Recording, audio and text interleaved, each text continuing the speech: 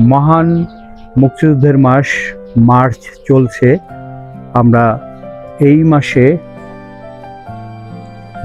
মুক্তিযুদ্ধে শহীদ বীর মুক্তিযোদ্ধা, জীবিত মুক্তিযোদ্ধাগণ এবং সেই সময়ে যারা প্রত্যক্ষ পরোক্ষভাবে যুদ্ধে অংশগ্রহণ করে দেশকে স্বাধীন করেছেন তাদেরকে উৎসর্গ করে প্রায় প্রতিদিনই বিভিন্ন গাছের চারা উপহার দিচ্ছি আমাদের বৃক্ষপ্রেমী শিক্ষার্থীদের।